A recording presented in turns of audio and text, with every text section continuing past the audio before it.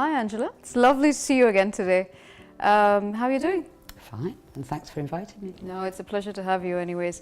As you know, I'm a spine surgeon, deal with a lot of patients who come with back pain, but I think something people don't know is the aspects of the sexual functioning versus dysfunctioning, how they respond to it.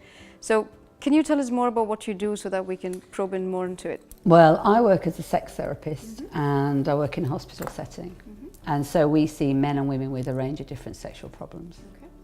Okay. In terms of men, the most common problems that we see are really around erection problems. Okay, so tell us something more. What is erection? I think people should know. Clearly, a lot of people do know, but then I think they should know the physiology behind it at least.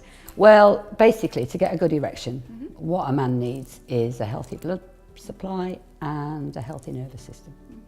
So if those things are fine, then what happens is when a man gets sexually aroused, the brain sends messages to the nervous system to tell the blood vessels in the penis to enlarge and get filled with blood.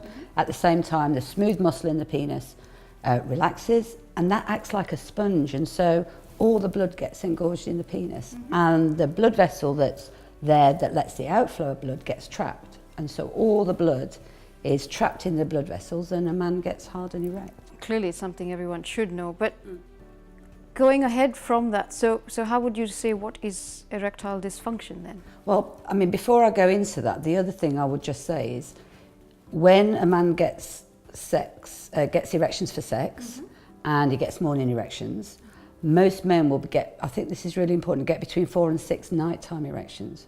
Now that's the body's way of taking oxygenated blood to the penis.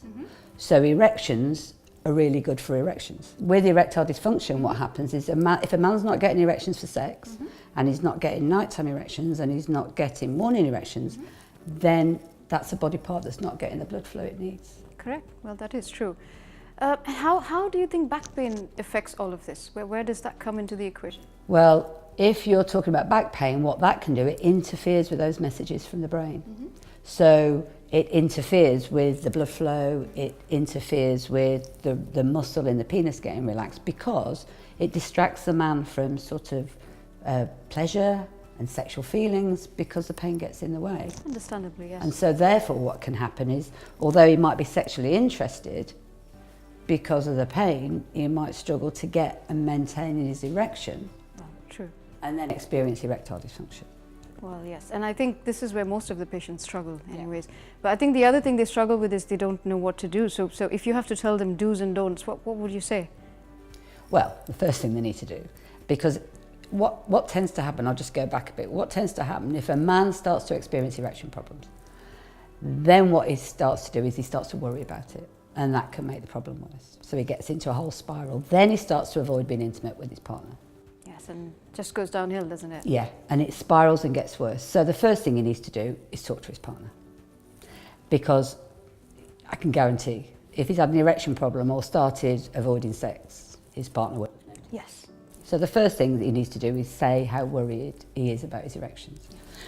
The other thing might be important, especially if you're talking about back pain, might be a chance to talk about different positions. Because you might have some positions that are more comfortable than others. Yes, true. And if you can practice, so sometimes if you're suggesting to a couple that they need to try a new position, they can feel self-conscious. Yes. If they feel self-conscious, they're more worried than aroused. So I sometimes suggest that they maybe practice positions with their clothes on just to see what works. Yeah, just to find the balance and just to see what serves them best. Yeah. So I think talk to your partner. I think the other thing is you need to speak to your doctor. Yes. There's a couple of reasons for that. One, you might have noticed some changes if you're on pain medication. So there might be alternatives, which can be really important. The other thing is there are lots of treatments available for erectile dysfunction. And so your doctor can help you with that. Yeah, that's true. And I guess that's where you're important, where people should get to and get to know what is available and what's out there. And the sooner a man gets help, the better. True. Because of that whole process of oxygenated blood going to the penile tissue. Yes. So the sooner he gets help for his erection difficulty, the better for his penis, the better for his confidence, and perhaps most importantly, the better for his relationship.